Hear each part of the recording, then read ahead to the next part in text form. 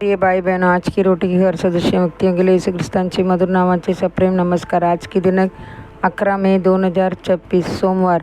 पापाला मरण देऊन मिळणारा विजय। हे मरणा तुझा डग कुठे आहे? हे अधोलोका तुझे विजय कुठे आहे? पण देवाचे आभार असोत जो आपल्या प्रभू येशू ख्रिस्ताद्वारे आपल्याला विजय देतो। 1 कोरिंथीकर 15 अध्याय 55 आणि 57 वचन।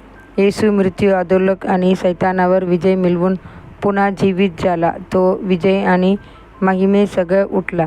त्यांचे लेकर म्हणून आपण त्या विजयाचे वारस आहोत आणि धैर्याने म्हणतो, हे मरण तुझा डंग कुठे आहे?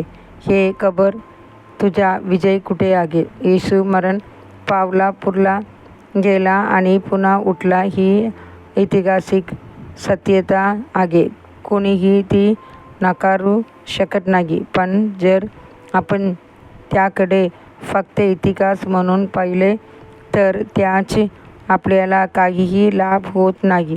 जेव्हा आपण व्यक्तिगतरित्या क्रूसाजवळ येतो आणि विश्वासाने म्हणतो, तू माझ्यासाठी मेला, तू माझ्यासाठी पुरला गेला, तू माझ्यासाठी पुन्हा उठलास, तेव्हाच तारण आपल्या जीवनात खरे होते।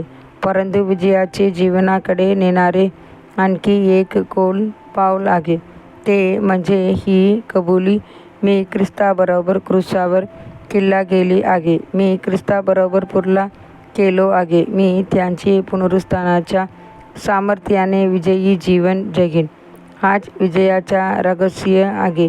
प्रेषित पौल म्हणतो, मी ख्रिस्ताबरोबर क्रूसावर किल्ला गेलो आहे।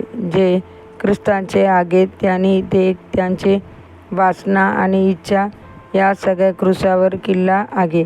गलातियर 5 अध्याय 24 वचन। जग माझ्यासाठी क्रूसावर किल्लेले गेले आहे आणि मी जगण्यासाठी गलातियर 6 अध्याय 14 वचन। अशा प्रकारे विजय अनुभवला जातो। ख्रिस्ताबरोबर क्रूसावर किल्लेल्या व्यक्तीसारखे जगणे म्हणजे पाप आणि प्रलोभन तुझ्यावर राज्य करू शकत नाहीत या खात्रीने स्थिर राहणे बायबल शिकवते। आपण त्यांच्याबरोबर बप्तिस्माद्वारे मृत्यूत पुरले गेला, जेणेकरून आपण ही जीवनात चालावे। रोमकार 6 अध्याय वचन 3 ते 5। जर आपण त्यांचे मृत्यूत त्यांच्याशी एकरूप झालो तर त्यांचे पुनरुत्थानाही आपण एकरूप होऊ। प्रिय देवाचे लेकरा, जर तू ख्रिस्ताची मृत्यू आणि पुनरुत्थानावर विश्वास ठेवला आहेस आणि बप्तिस्मा घेतला आहेस तर या सत्याची सतत कबुली दे आणि विजयी जीवन जग। जो मेला आहे तो पापापासून मुक्त झाला आहे। रोमकर 6 अध्याय 7 वचन। पापाला मरण दिल्यावर आणि ख्रिस्तात जगल्यावरच विजय मिळतो। अधिक चिंतनासाठी वचन। जर आपण त्यांचे मृत्यूचे सामने त्यांच्याशी एकरूप झाले तर निश्चित त्यांचे पुनरुत्थानाची सामर्थ्यही होऊ। रोमकार 6 अध्याय 5 वचन।